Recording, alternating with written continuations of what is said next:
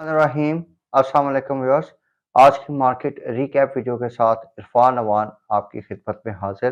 तो आज मार्केट में एक ब्लड बाथ रहा और पॉलिटिकल और इकोनॉमिक अनसर्टेनिटी की वजह से मार्केट ने 1378 पॉइंट्स लूज किए हैं और इंडेक्स ने 38,242 के लेवल पे क्लोजिंग दी है, जो कि एक फ्रेश लो है ऑफ 52 वीक्स। आज जिस तरह के कल की वीडियो में हमने आपको बताया था कि इंडेक्स ने ओपनिंग के बाद थोड़ी सी इसमें पॉजिटिविटी आई और उसने 221 पॉइंट्स का गेन किया। तो जिस तरह के कल की वीडियो में मैंने आपको सेंसिटाइज किया था कि अगर 200-300 पॉइंट्स ही अगर आपको इंक्रीज मिले इन द मार्केट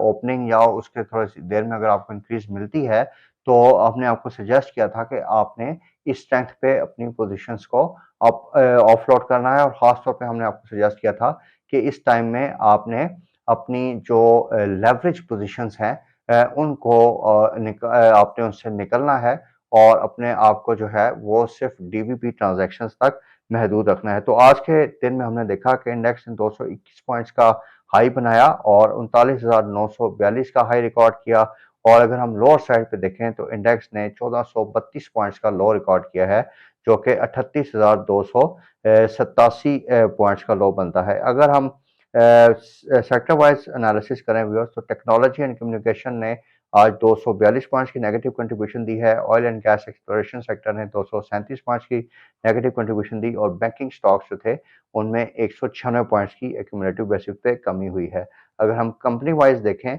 तो कंपनी वाइज सिस्टम इसने तकरीबन 147 पॉइंट्स की नेगेटिव कंट्रीब्यूशन दी है। इसके साथ साथ पाकिस्तान पेट्रोलियम लिमिटेड में भी हमने एक मेजर डिक्लाइन देखा और इसमें तकरीबन 85 पॉइंट्स का ओवरऑल नेगेटिव कंट्रीब्यूशन आया है इन KSE 100। और इसके साथ साथ लकी सीमेंट भी मेजर नेगेटिव कंट्रीब्यूटर रहा और इसने तकरीबन इंडेक्स में 85 नेगेटिव पॉइंट्स जो हैं वो कंट्रीब्यूट किए हैं। वॉल्यूम्स 105 मिलियन से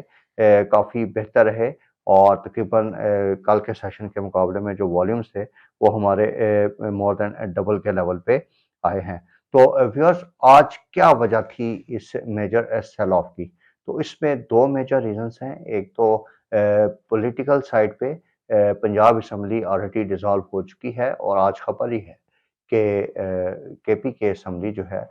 वो भी आज के दिन में डिसॉल्व कर दी जाएगी। तो अब जो इन्वेस्टर्स का कंसर्न है कि क्या अर्ली इलेक्शंस होंगे या अपने टाइम पे इलेक्शंस होंगे, ये जो डिफिकल्ट डिसीजंस हैं ये गवर्नमेंट कौन सी गवर्नमेंट लेगी, इंटरिम गवर्नमेंट लेगी, तो ये एक नेगेटिव जो था सेंटीमेंट फ्यूल करने में इसका काफ़ी रोल था। और उसके साथ साथ जो मेजर फैक्टर है व्यूअर्स, ये हम आपको टाइम एंड अगेन बता रहे थे कि IMF का जो एलिमेंट है इसके प्रोग्राम की रिजम्पशन वो हमारे मार्केट के लिए एक क्रिटिकल फैक्टर होगा। और हमने देखा कि इस प्रोग्राम में डिलेज की वजह से आज भी इन्वेस्टर्स में काफ़ी फियर पाया गया और इस फियर की वजह से जो है वो इन्वेस्टर के माइंड में एक चीज़ है कि जी एक पाकिस्तान का रिस्क ऑफ डिफॉल्ट बढ़ रहा है to to declining foreign exchange reserves और उसके साथ साथ जो सिस्टमेटिक रिस्क बढ़ रहा है, इसकी वजह से इन्वेस्टर्स के माइंड में काफ़ी फियर रहा और हमने मार्केट में एक पैनिक सेलिंग देखी है। तो व्यूअर्स, थोड़ा सा अगर हम इसको फर्दर एनालाइज करें तो जो गवर्नमेंट है उसकी साइड पे हमें IMF के प्रोग्राम से रिलेटेड इनएक्शन नज़र आ रहा है और दिन ब दिन ये नज़र आ रहा है कि गवर्नमेंट जो है वो मूव अवे कर रही है। यानी गवर्नमेंट जो है जो IMF की कंडीशंस हैं उनको मीट करने में अभी भी रिलक्टेंट है और IMF की जो कंडीशन है उनको इम्प्लीमेंट करने में एक कंसिडरेबल डिले हमें नज़र आ रहा है। तकरीबन 2.5 महीने का डिले हो चुका है on the completion of 9th review. और नोइंग कि जी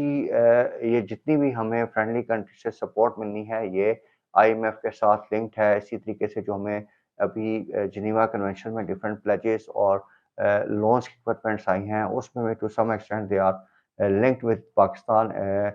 फुलफिलिंग द IMF कंडीशंस। और उसकी वजह से हम देख रहे हैं कि ये चीज़ें जब IMF की कंडीशन पे मीट नहीं होती तो इससे इन्वेस्टर्स जो हैं वो काफ़ी ज़्यादा कंसर्न होते हैं and it shows the flawed decision making of the government कि अगर आपका पॉलिटिकल कैपिटल लूज हो रहा है तो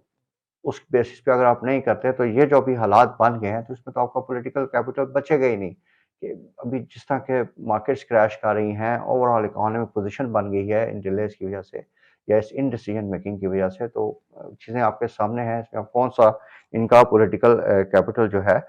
वो बचना है। तो व्यूअर्स, आईएमएफ की अगर हम डिमांड्स देखें तो आईएमएफ की 3 बड़ी डिमांड्स हैं, जिसमें सर्कुलर डेट की सेटलमेंट है, उसके साथ-साथ इलेक्ट्रिसिटी टैरिफ हमने बढ़ाने हैं, तकरीबन 200 बिलियन रुपीस के एडिशनल टैक्सेशन हमने लगानी है, और उसके साथ-साथ ये जो डॉलर का जो इंटरबैंक के थ्रू एक मसनूई तरीके से इस रेट को मेंटेन किया जा रहा है, तो आईएमएफ की डिमांड है कि जी आप इसको मार्केट बेस जो है वो एक्सचेंज रेट को करें। तो आईएमएफ की साइड से ये 3 बेसिक डिमांड्स हैं। आईएमएफ की अगर सर्कुलर डेट से रिलेटेड डिमांड में देखें तो 1.6 ट्रिलियन का सर्कुलर डेट है, एंड आईएमएफ इस डिमांडिंग कि इसको सेटल किया जाए, और जो गैस प्राइसेस में 74% का इंक्रीज गवर्नमेंट ने प्रपोज किया था अभी ओपरा ने, इसको जुलाई 2022 से इम्प्लीमेंट किया जाए। तो viewers, with regard to OGTC, PPL, SNGP, अब देखें कि ये चीज़ें ऑन कार्ड हैं, लेकिन गवर्नमेंट की रिलक्टेंस की वजह से इसमें थोड़ा-सा डिले है, लेकिन गवर्नमेंट पे प्रेशर माउंट हो रहा है continuously, and it is expected कि वेरी सून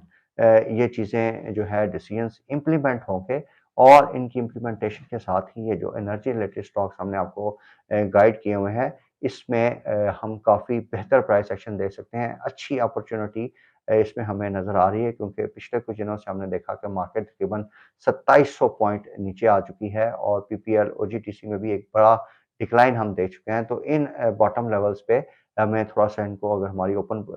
पोज़ीशंस हैं डिलीवरी में, उसको एवरेज आउट भी कर लेना चाहिए, और उसके साथ-साथ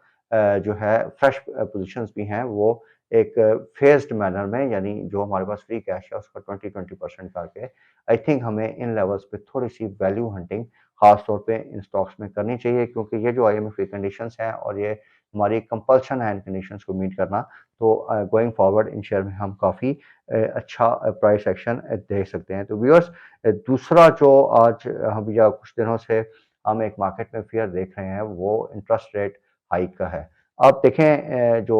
इंडस्ट्री वाइड एक्सपेक्टेशन आ रही है वो तकरीबन 200 बेसिस पॉइंट्स की है। 23 तारीख को मॉनेटरी पॉलिसी की स्टेटमेंट है, और उसमें इट इज़ एक्सपेक्टेड कि जो हमारा डिस्काउंट रेट है वो 18% तक इंक्रीज़ हो जाएगा। नवंबर 2022 में स्टेट बैंक ने 100 बिप्स के साथ इंटरेस्ट रेट को बढ़ाया था, और उसमें उन्होंने कहा था कि जी जो हमारे रिज़र्व्स का बिल्डअप है वो स्लोअर देन एक्सपेक्टेड है, जो उनकी एंटिसिपेशन है उससे कम रिज़र्व्स बिल्डअप हो रहे हैं। तो अभी अगर आप देखें तो रिसेंट जो न्यूज़ आ रही है, तकरीबन 3.7 बिलियन यूएस डॉलर्स के हमारे रिज़र्व रह गए हैं। तो काफ़ी स्ट्रॉन्ग चांस है कि इसमें जो मॉनेटरी पॉलिसी आ रही है, इसमें एक बड़ा इंटरेस्ट रेट हाइक हम देखेंगे। इसके साथ-साथ व्यूअर्स, जो मेन बर्निंग इश्यू है विद द आईएमएफ, इसकी वजह से काफ़ी हमारा ये प्रोग्राम जो है वो एक आप कह लें कि जमूद का शिकार है। वो है जो मैनेज्ड एक्सचेंज रेट है, जो कि जिस पे हमारे करंट फाइनेंस मिनिस्टर जो हैं वो परसिस्ट कर रहे हैं, और उसके साथ-साथ जो आईएमएफ की डिमांड है कि इसको मार्केट बेस किया जाए। तो अभी व्यूअर्स, अभी जो हमारे बेसिकली एक्सचेंज रेट्स हैं वो 1 नहीं, वो 3 बन गए हैं। एक तो हमारा open market sorry interbank market rate है, जो कि मैनेज्ड है। दूसरा ओपन मार्केट रेट है, जिसमें रेट तो अवेलेबल है, लेकिन वहाँ पे डॉलर्स नहीं है, और जो तीसरा अभी रेट चल पड़ा है वो ब्लैक मार्केट का है, जहाँ पे डॉलर्स अवेलेबल हैं, लेकिन एक बहुत जो है वो एलिवेटेड प्राइसेस पे डॉलर्स जो हैं वो मिल रहे हैं। अब व्यूअर्स, इसके साथ-साथ जो डॉलर की शॉर्टेज है उससे एलसीज़ खुलने में इश्यूज़ आ रहे हैं, और ख़ास तौर पे हम ये 2-3 दिन से आपके साथ न्यूज़ शेयर कर रहे हैं कि एलसीज़ खुलने में जो मसले आ रहे हैं, उसकी वजह से पेट्रोलियम कंपनीज़ ने गवर्नमेंट को लिखा भी है, और इट इज़ एक्सपेक्टेड कि अगर यही पोज़ीशन रही तो अगले 2 से 4 हफ्ते में मुल्क में पेट्रोलियम प्रोडक्ट्स, फूड आइटम्स, और जो इम्पोर्ट फॉर एक्सपोर्ट आइटम्स होते हैं उनकी, और मेडिसिन्स की एक बड़ी किल्लत हम आइंदा आने वाले दिनों में देख सकते हैं। तो इससे आपकी अक्रॉस द बोर्ड जो है सेक्टर्स, उनमें एक नेगेटिव इफ़ेक्ट आ सकता है। इसी तरीके से आज खबर आ रही है कि जो पाकिस्तान में स्टील के रॉ मटेरियल का स्टॉक है वो भी तकरीबन 30 दिन का रह गया है। ये भी हमारे ओवरऑल जो कंस्ट्रक्शन सेक्टर है उसको नेगेटिवली अफेक्ट कर सकता है। तो व्यूअर्स, ये तो मैंने आपके साथ एक ब्रीफ सा जो करंट इकोनॉमिक पोजीशन है, जो आईएमएफ की कंडीशंस हैं, जो इंटरेस्ट रेट हाइक की न्यूज़ की वजह से मार्केट में थोड़ा-सा इफ़ेक्ट आ रहा है वो डिस्कस किया। अगर हम ओवरऑल स्ट्रैटेजी अपनी देखें व्यूअर्स कि हमारी नेक्स्ट स्ट्रैटेजी क्या होनी चाहिए, तो ये जो मैंने डिफरेंट स्टॉक्स हम आपको टाइम एंड अगेन सजेस्ट कर रहे थे, जिसमें oil and gas exploration sector है, उसके साथ-साथ ऑयल मार्केटिंग कंपनीज़ में एसएचजीसी, एसएनजीपी है। आईटी में आप देखें कि काफ़ी रेज़िलिएंट होगी अंडर करंट मार्केट कंडीशंस, तो उसमें जो रुपया अगर डीवैल्यू होता है तो उनको भी फ़ायदा है। तो आईटी में सिस्टम्स और ऑक्टोपस काफ़ी अच्छे लगते हैं। इसके साथ-साथ सीमेंट्स में अगर हम देखें तो लकी का शेयर हमें काफ़ी अच्छा लग रहा है और सीमेंट काफ़ी बेहतर लेवल्स पे है। सीमेंट में थोड़ा-सा लेवरेज का इश्यू होता है, इंटरेस्ट रेट बढ़ने से सीमेंट इफ़ेक्ट होता है, लेकिन लकी और कुहाड़ सीमेंट की दोनों केसेस में इनकी लेवरेज बहुत ज़्यादा नेग्लिजिबल है, इसमें इतना इनकी अर्निंग्स पे इम्पैक्ट नहीं आएगा। ये हमने अपनी सीमेंट सेक्टर की एनालिसिस की वीडियो में भी आपके साथ डिस्कस किया था और टू सम एक्सटेंट हमें थोड़ा-सा फर्टिलाइज़र सेक्टर पे भी फोकस करना चाहिए। तो व्यूअर्स, हमें अभी जो अपनी स्ट्रैटेजी बनानी है वो बेसिकली कल से वैल्यू हंटिंग ही बनानी है कि कल अगर हमें मार्केट्स में अगर डिप मिले तो थोड़ी-थोड़ी हमें इन शेयर्स में फर्दर एक्यूमुलेशन करनी चाहिए और टाइम एंड अगेन हम आपको बताते रहते हैं कि 3 से 6 महीने का आपने टाइम फ्रेम रखना है। व्यूअर्स, काफ़ी हम परसिस्ट करते रहे आपके साथ कि जी आपने लेवरेज ट्रेडिंग से अवॉइड करना है। तो अब आप उसका ज़रा कॉन्सिक्वेंस देखिए कि ये जो पिछले 3-4 दिन में मूव आई है मार्केट में, तो अगर let's suppose if some client has a big leverage position या इवन स्मॉलर लेवरेज पोज़ीशन, तो उसका जो कैपिटल लॉस है वो अभी कहाँ पे है और उसको एक बड़ा कैपिटल लॉस हुआ है as compare to that client जिसके पास डीवीपी है, जिसके पास होल्डिंग्स पड़ी हैं and he has holding powers और वो 3 से 4 महीने अपनी होल्डिंग्स को मेंटेन रख सकता है, जिससे वो अपने लॉसेस को रिकूप कर जाएगा। तो ये बेनिफिट होता है एक अच्छी ट्रेडिंग स्ट्रैटेजी और अच्छे स्क्रिप्ट्स में इन्वेस्ट करने का। आई डू होप कि इस वीडियो में जो इन्फॉर्मेशन आपके साथ शेयर की गई है, वो आपकी ओवरऑल इन्वेस्टमेंट डिसीजन में आपके लिए हेल्पफुल साबित होगी। काफ़ी टर्बुलेंट टाइम्स हैं व्यूअर्स, अपना ख़ास ख्याल रखिएगा। Take care. अल्लाह हाफ़िज़।